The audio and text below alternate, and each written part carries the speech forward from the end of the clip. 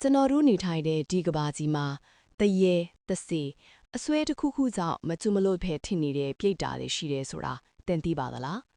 ဒီဇလန်ကတော့အသက်20အရွယ်ကိုတိုးဆိုတဲ့ကောင်လေးတယောက်ကိုရိုင်းကြုံတွေ့ခဲ့ရတဲ့အဖြစ်အပျက်ဖြစ်ပါတယ်ကိုတိုးဟာတက္ကသိုလ်ကျောင်းသားတယောက်ဖြစ်ပြီးညနေကျောင်းကပြန်လာတိုင်းအင်ကိုတမ်းမပြန်ပဲတငယ်ချင်းများနဲ့ဂိမ်းဆော်ပြီးည9နာရီလောက်မှပြန်လိရှိပါတယ်တနေ့တော့ညတညမှာတော့ကိုတိုးဟာဂိမ်းဆော့ပြီးလို့အိမ်ပြန်ဖို့အတွက်ဘတ်စကားမှတ်တိုင်မှာထိုင်ပြီးကားဆောင်နေခဲ့ပါတယ်။အချင်းကလည်းည10နာရီကျော်နေပြီဖြစ်သည့်အတွက်မှတ်တိုင်မှာလည်းတယောက်တည်းဖြစ်နေပြီးလမ်းမထက်မှာလည်းကားအသွားအလာကျဲနေခဲ့ပါတော့လေ။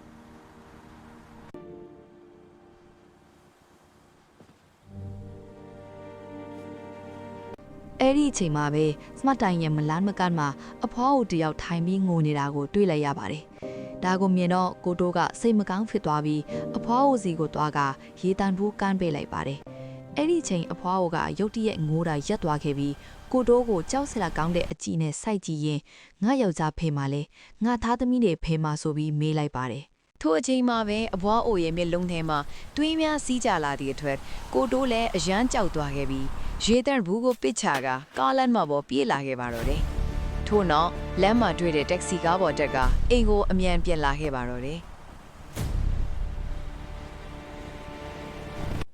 အင်ကိုရောက်တော့ကိုတိုးဟာကထင်ပေါ်လဲလိုက်ကြီးအဲ့ဒီအမျိုးသမီးကဘာလို့လဲ။ဘာလို့သူ့ကိုဒီလိုတွေလာပြောတာလဲဆိုတာကိုစဉ်းစားခဲ့ပေမဲ့အဖြေထွက်မလာခဲ့ပါဘူး။ကြတော့ကိုတိုးဟာအိပ်ပျော်သွားရပါတော့တယ်။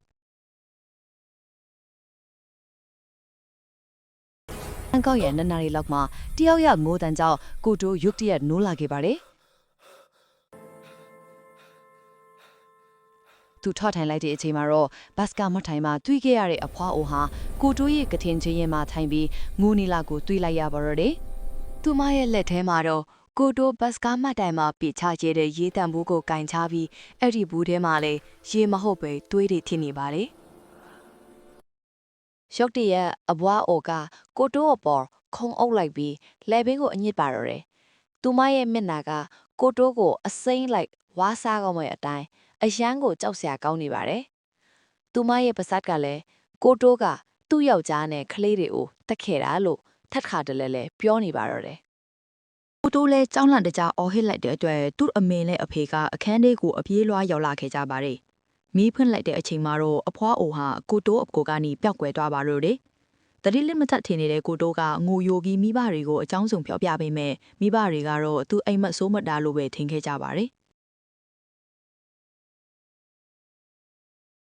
ဒီနေ့အထိကိုတိုးဟာ